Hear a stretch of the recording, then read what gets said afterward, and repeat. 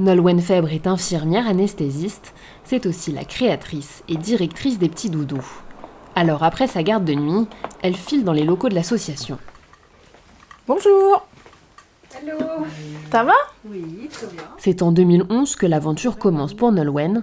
Son but, faire en sorte que le passage au bloc soit le moins traumatisant possible pour les plus jeunes. Tous ces petits doudous là sont là pour aller bientôt retrouver des enfants qui ont été opérés. Et l'association, c'est aussi la création d'un jeu vidéo ou encore la customisation de masques pour l'anesthésie.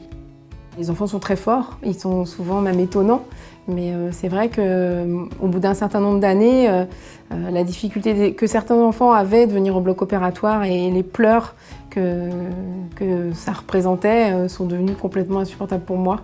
Et donc ça a été aussi une prise de conscience, me dire peut-être qu'on peut un petit peu améliorer la prise en charge des enfants et les aider à venir, et même de rêver peut-être que ce serait ludique et une aventure de venir au bloc opératoire, mais en tout cas de dédramatiser et de les accompagner au mieux. Il fallait absolument essayer de faire quelque chose avant de jeter l'éponge et de partir. Aujourd'hui, les Petits Doudous, c'est 113 associations locales, 1500 soignants bénévoles, 5 salariés, 100 000 enfants accompagnés chaque année. Alors, il a rapidement fallu réfléchir à un modèle économique viable. C'est aujourd'hui le recyclage des déchets des établissements hospitaliers qui permet de financer la création des doudous.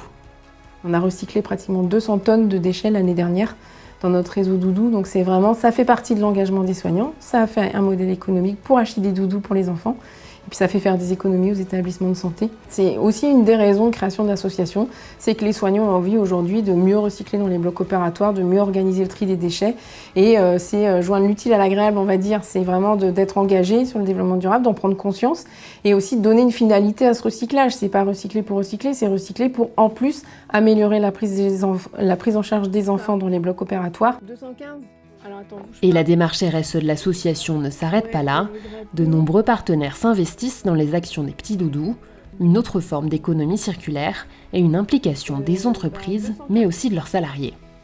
Si on prend Moulin Rôti, aujourd'hui, on fabrique les doudous de notre logo et c'est ces doudous-là qui sont offerts aux enfants. Tous les salariés sont très très impliqués. Avec Niji et ce jeu vidéo, on est aussi en collaboration. On a fait plusieurs versions du jeu, on a travaillé avec beaucoup de leurs salariés. Ils nous soutiennent sur toutes nos actions. C'est vraiment plus que juste de l'argent. C'est aussi les personnes qui composent ces entreprises, qui composent ces associations. Puis on sait que quand on donne, on reçoit aussi beaucoup. Et je pense que des salariés engagés, ça aussi valorise l'entreprise. Je pense qu'ils sont fiers de leur société quand on peut voir les actions que cette société mène avec nous, en fait. L'objectif aujourd'hui de l'association, accompagner toujours plus d'enfants et leurs parents et améliorer la qualité de vie des soignants.